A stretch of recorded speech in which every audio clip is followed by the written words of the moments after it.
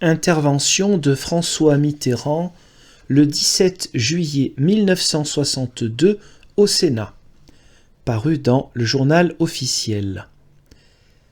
Contexte. L'élection du président de la République au suffrage universel est une idée constante du général de Gaulle, quand bien même en 1958, les circonstances ne lui ont pas paru favorables à son expression.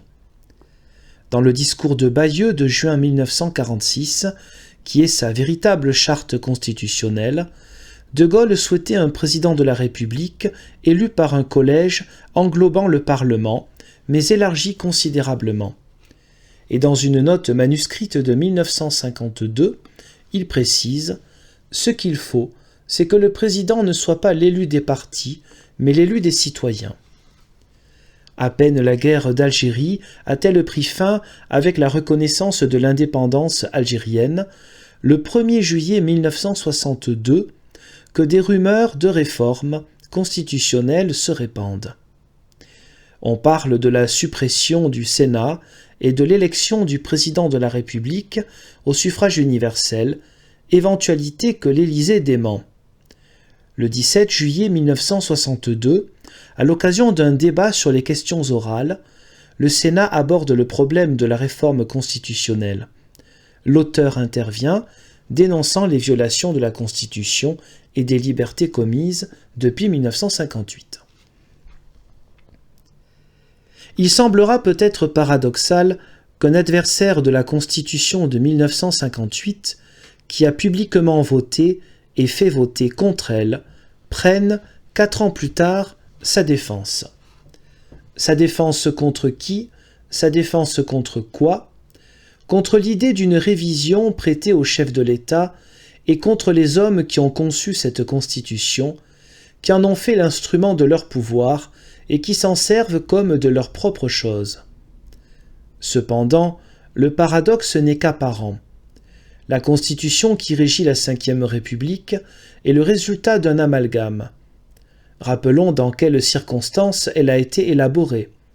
À l'époque, le général de Gaulle était chef du gouvernement, j'allais dire n'était que chef du gouvernement, et sortait tout juste d'une série d'avatars qui avaient nourri sa réflexion. J'emploie le mot avatar dans son sens exact tiré du Littré et du Larousse.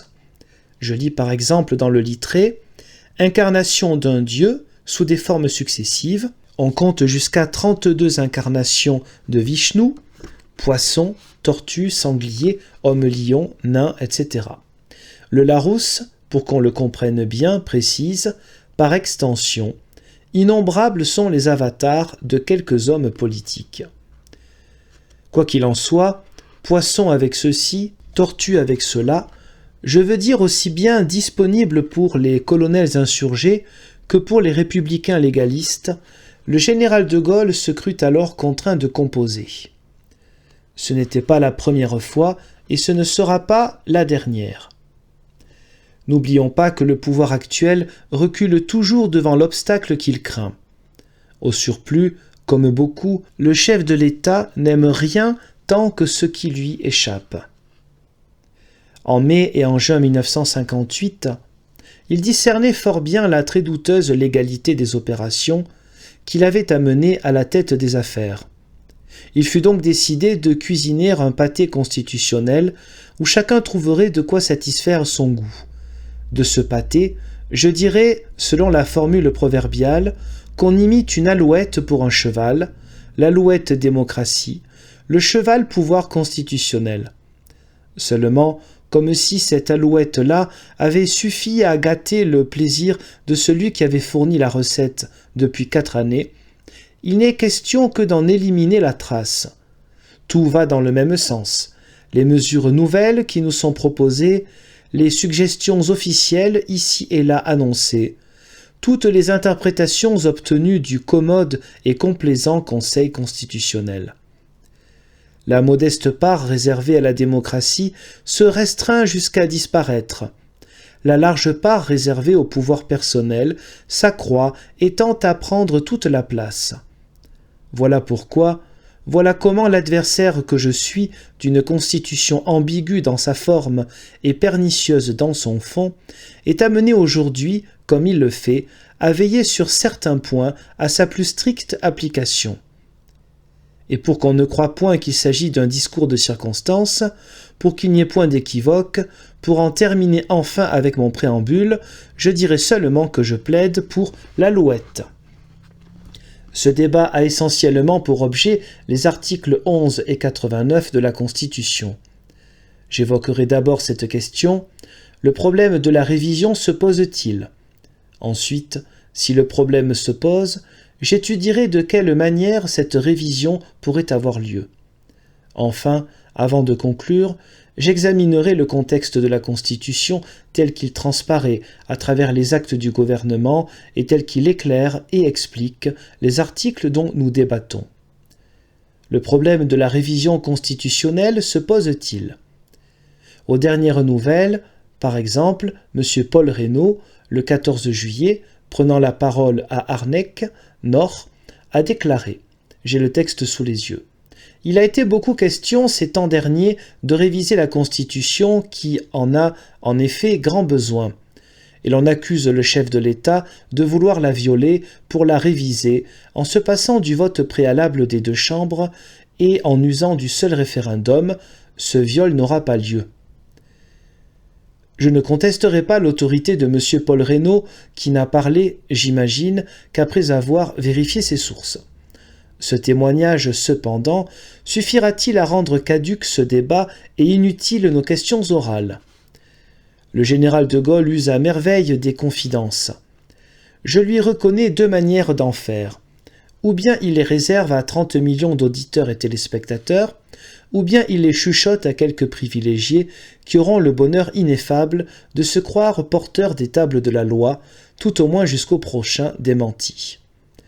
Il arrive d'ailleurs assez souvent que ces confidences aient une ressemblance étroite avec des messages chiffrés que seuls les initiés comprennent, à la manière de M. Frey quand, au mois de mai 1958 à Alger, il affolait l'opinion métropolitaine avec les phrases convenues de la guerre psychologique. Or, nous ne sommes pas ici des initiés, tout au moins dans ce domaine. Nous serions plutôt comme ces capitaines et ces lieutenants d'Algérie, à la tournée des popotes, anesthésiés au moment voulu et égarés sur les vrais desseins. De la seule popote qui lui reste, je veux dire l'Élysée, le chef de l'État, retransmis par M. Paul Reynaud, nous a-t-il dit une fois pour toutes ce qu'il pense en matière de révision constitutionnelle et plus spécialement quant à la procédure de révision ? C'est la question que j'aurais aimé poser à Monsieur le Premier ministre et que je ne dédaigne surtout pas de poser à Monsieur le secrétaire d'État chargé des relations avec le Parlement, sans être tout à fait sûr, sinon de sa qualification, tout au moins de la qualité de la mission à lui confiée. Pour tenter de savoir ce que pense le général de Gaulle au-delà de M. Paul Reynaud, on pourrait se reporter à des textes de toutes sortes. Tout à l'heure a été évoquée la Constitution de Bayeux, et en effet, rien ne permet de penser que les idées maîtresses de cette Constitution, idées dont on retrouve une part dans la Constitution de 1958, aient été abandonnées en chemin. Reportons-nous également aux dernières allocutions télévisées du général de Gaulle, à ses discours lors de son voyage dans l'Est. Ils vont tous dans le même sens. Ajoutons le discours de M. Debré lors de sa récente réapparition à l'occasion d'un déjeuner de la presse anglo-américaine. J'ai relevé 3 de ces textes que je vais me permettre de lire afin que notre dossier soit le plus complet possible. Dans la déclaration radio-télévisée du général de Gaulle du 8 juin 1962, je lis ceci. « Depuis 4 ans, en dépit des orages, c'est au fond ce que nous sommes, comme nous l'avons décidé alors, massivement et solennellement, par le suffrage universel. Y ont trouvé leur compte la justice et l'efficacité. Français, Françaises, par la même voie, nous aurons au moment voulu à assurer que, dans l'avenir, et par-delà les hommes qui passent, la République puisse demeurer forte, ordonnée et continue. » Et le 6 avril 1962, Désormais, sur un sujet vital pour le pays, chaque citoyen pourra être, comme il l'est à présent, directement appelé à en juger pour sa part et à prendre sa responsabilité. Nul doute que le caractère et le fonctionnement des institutions de la République n'en soient profondément marqués. Il s'agissait du référendum. Enfin, M. Debré, le 20 juin 1962. Il faut augmenter l'autorité du président de la République. C'est pour continuer la démocratie française qu'a été évoquée l'éventualité d'une consultation du suffrage universel. La direction de la réforme est claire, puisque le grand risque est de retomber dans une faiblesse de l'exécutif par une excessive division des partis et une omnipotence parlementaire. C'est en augmentant l'autorité et en précisant les responsabilités du président de la République que l'on peut se prémunir contre un déplorable retour des anciennes mœurs. Qu'est-ce que cela signifie, monsieur le secrétaire d'État, surtout si l'on remarque qu'en même temps, les thèmes principaux développés par le président de la République devant l'opinion se ramènent toujours à entretenir le discrédit du régime précédent et de ses équipes, au refus des intermédiaires, à l'invitation au dialogue direct permanent. Qu'est-ce que cela veut dire, sinon qu'il faut s'attendre à une novation et que cette novation ne peut aller que dans un seul sens, je veux dire l'accroissement, cette fois-ci jusqu'à la limite du possible, jusqu'à l'absolu du pouvoir, la mise aux mains d'un seul homme, non seulement des institutions de la République, mais aussi du sort du peuple. Mais on risquerait d'avoir une vue incomplète des moyens dont dispose le gouvernement pour parvenir à ses fins si on négligeait le contexte, et d'abord le contexte constitutionnel lui-même dans lequel il se meut. Le contexte constitutionnel, les articles visant la révision d'une constitution ne sont pas seuls à intéresser le pouvoir personnel. L'addition d'un certain nombre d'autres dispositions montre que le chef de l'État possède dans le cadre actuel de nos lois d'exceptionnels moyens d'action. Si le chef de l'État ne s'en contente point, alors qu'il dépasse la limite que certains dont je suis ne sauraient tolérer, on est bien obligé, sans imaginer d'illusoires intentions et sans obéir à un souci de polémique, on est bien obligé de se demander ce que cherche le chef de l'État. Et puisque le Premier ministre n'est pas là pour nous répondre, faisons-le à sa place. Ce que cherche le chef de l'État, c'est le pouvoir absolu de faire ce qu'il lui plaît de faire. Notre collègue, M. Marcillassi, dans un article dense publié hier par le journal Le Monde, énumère les articles de la Constitution qui accordent au président de la République les instruments d'une autorité sans partage. Par l'article 37, l'exécutif dispose du pouvoir législatif. Par l'article 38, il détient une délégation de pouvoir limitée. Par les articles 16 et 11, délégation de pouvoir pratiquement illimitée et référendum ambigu sont à sa merci. Par l'article 23, l'incompatibilité créée entre les fonctions de membre du gouvernement et le mandat parlementaire lui permettent de jongler avec les chefs de parti, d'abord en les séduisant et en leur faisant croire qu'ils seront les artisans de la restauration de la démocratie, puis en les rejetant et en les privant de leur mandat. Enfin, par la surprenante notion du domaine réservé, inventée par le président de l'autre assemblée, le chef de l'État, en dehors de toute définition constitutionnelle, et en vertu d'on ne sait quel droit incontrôlé et non contradictoire, réglerait les affaires sérieuses, tandis que le reste, broutille, détail, serait le lot du Parlement. Ce contexte constitutionnel donne aux intentions prêtées au chef de l'État un aspect d'autant plus inquiétant que le pouvoir exécutif s'est, depuis 4 ans, proprement débarrassé de ce qu'on appelait, sous la 4e République, les empiétements du pouvoir législatif sur le pouvoir réglementaire, et n'a guère à souffrir d'ingérences inopportunes. Si, d'ailleurs, une telle répartition des compétences était à faire sous la 5e République, je me demande s'il ne serait pas temps plutôt de mettre un terme aux empiétements du pouvoir réglementaire sur le pouvoir législatif. Je veux maintenant parler du contexte politique. Il nous apportera les derniers éléments de conviction dont nous avons besoin pour exiger du Premier ministre des réponses claires. Comment ? On demanderait pendant une intercession parlementaire, on demanderait au peuple de se prononcer en vertu de je ne sais quel article sur une révision institutionnelle alors qu'on a pratiquement tous les pouvoirs et qu'on en use largement. Comment ? Alors qu'en aucun domaine le pouvoir n'est arrêté par rien, il faudrait en plus que le peuple, soit par ignorance, soit parce qu'il aurait été circonvenu, cautionne l'entreprise. Comment ? Alors que, sur le plan judiciaire comme sur le plan administratif, le gouvernement jongle avec les textes, il faudrait que les assemblées se fassent les complices du viol de la Constitution. Un pouvoir autoritaire se distingue par 3 caractères: sa justice, sa police, sa propagande. La justice, si l'on lit l'article de M. Perrier-Daville dans Le Figaro de ce matin, l'article qui commente les décisions du comité exécutif de Libre Justice, section française de la Commission internationale de juristes, on reste effaré. 3 juridictions différentes d'exception sont appelées à se prononcer sur les mêmes délits de subversion. Aussi le comité des juristes demande-t-il que soient déterminées à l'avance, avec précision, les juridictions appelées à connaître de la répression des crimes et délits au cours des périodes d'exception, que soient précisées les modifications apportées aux règles de procédure et d'organisation judiciaire et que soient maintenues les garanties essentielles, notamment en ce qui concerne l'indépendance des juges. Et les tribunaux administratifs ne connaissent pas un meilleur sort que les tribunaux judiciaires.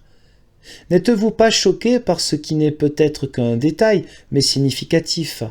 La comédie en 3 actes qui oppose M. André Malraux à M. de Boissongé et qui oblige le Conseil d'État, par un arrêt récent formulé à l'occasion de recours contre les décrets des 10, 29 et 30 janvier 1962, à annuler ces décrets parce qu'ils ont pour but de permettre au gouvernement d'échapper à l'autorité de la chose jugée. Cette désinvolture indique bien que les débats de procédure et l'analyse des textes pèsent peu pour qui s'intéresse avant tout à la réalité des choses. Un régime se caractérise aussi par sa police. Quand un régime, en effet, ne peut se protéger que par le moyen de la garde à vue, de l'internement administratif et des polices parallèles aux noms les plus baroques, quand il ose recommencer les procès déjà jugés ou quand il est contraint de déplacer 6000 hommes pour assurer la sécurité des déplacements du chef de l'État, ce qui peut être nécessaire face à d'abominables tentatives d'assassinat, cela prouve que ce régime n'a pas trouvé ses assises et ne fait qu'ajouter l'arbitraire à l'illégalité. Il fut un temps, monsieur le secrétaire d'État, dans les débuts de ce régime où, parodiant les paroles de Sully, la duplicité et la provocation étaient les 2 mamelles du régime, j'aimerais être informé que cela a changé. L'anarchie judiciaire, les méthodes policières, la propagande réservée à ceux qui gouvernent et refusée à l'opposition, avec l'hypocrisie de l'alibi qui, pour quelques minutes accordées çà et là à cette opposition, veut laisser croire à l'opinion internationale que la parole en France est libre, la propagande, la police et la justice ajoutées au contexte constitutionnel qui donne au chef de l'État des moyens exceptionnels, ajoutées à l'interprétation abusive des articles de la Constitution et aux intentions exprimées, il y a de quoi, oui, je le crois, déranger un 17 juillet non seulement le Sénat de la République, mais aussi le Premier ministre. Au XIXe siècle, on changeait, en France, assez souvent de régime. Sous la Troisième et sous la Quatrième République, de ministère.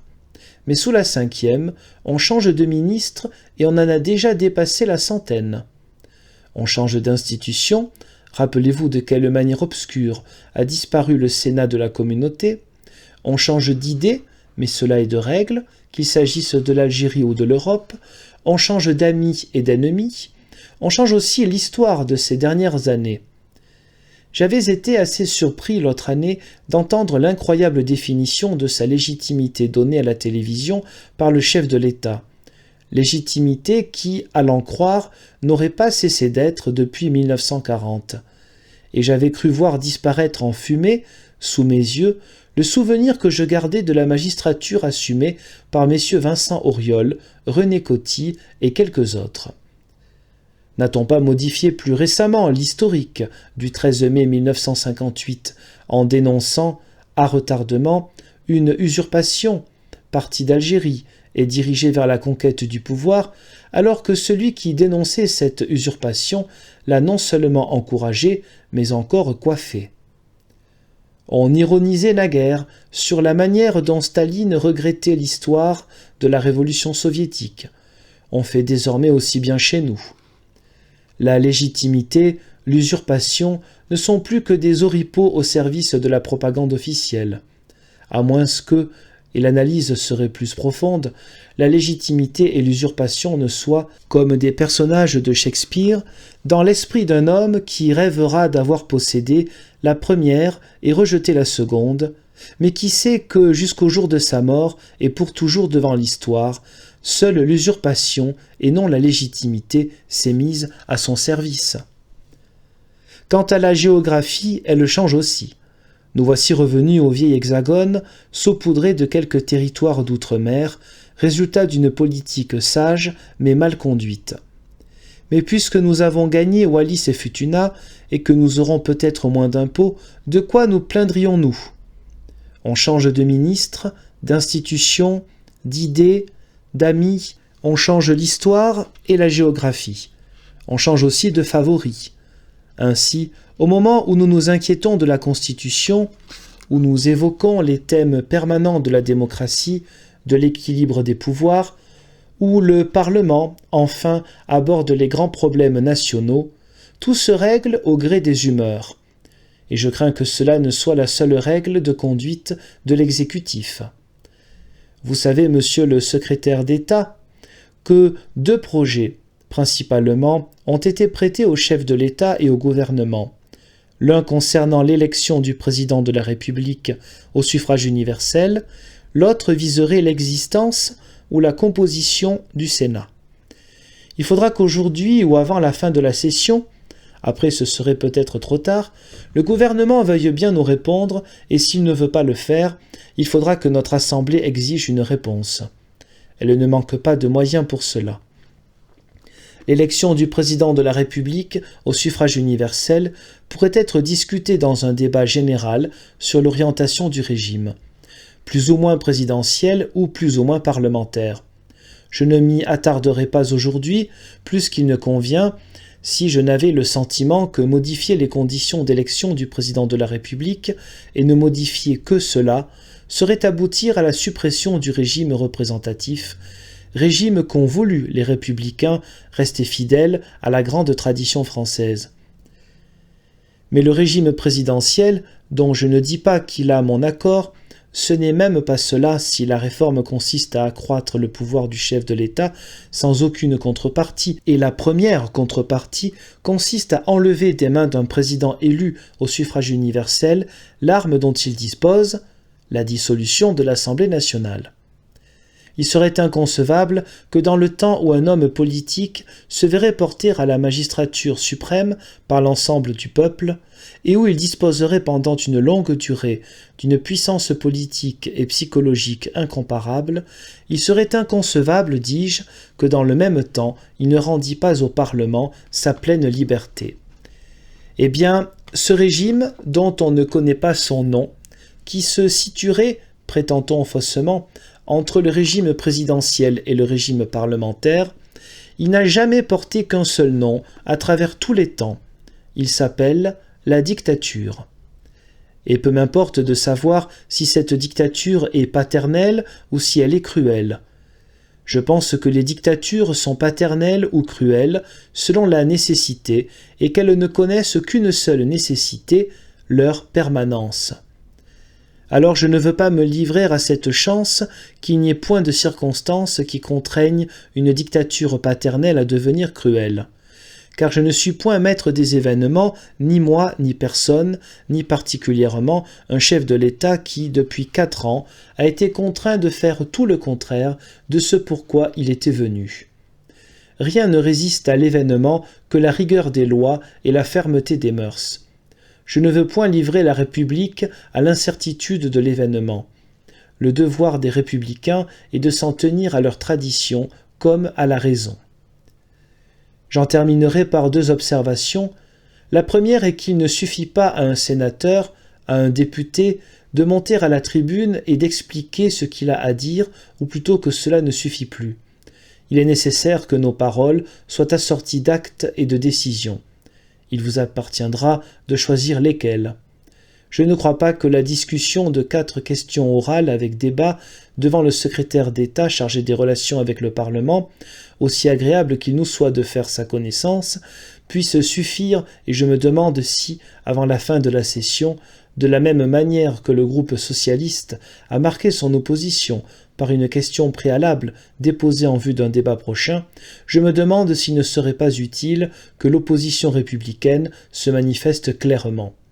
Mais il lui faut aussi fixer sa doctrine, et il ne lui est pas possible de récuser un pouvoir présidentiel sans lui opposer une doctrine constructive qui rassure les Français sur la suite des jours, sur la suite de l'histoire. Je le redis, l'opposition ne doit pas laisser croire que les libertés de discussion continuent d'exister en France au niveau des grandes décisions. La preuve qu'elle existe, me dira-t-on, c'est que vous parlez. Ah, le bel alibi! Quand le gouvernement ne vient même pas nous entendre, quand on sait que l'écho de nos paroles ne franchira qu'à peine ces murs, et quand on sait de quelle manière, à l'émission de 20 heures, on se chargera d'étouffer ce qui en restera. Ma deuxième conclusion ira vers un bon spécialiste de ces choses, Montesquieu déjà cité. Mais comment ne pas le citer dans un débat de ce genre? Je relève dans ces cahiers ces 2 notes.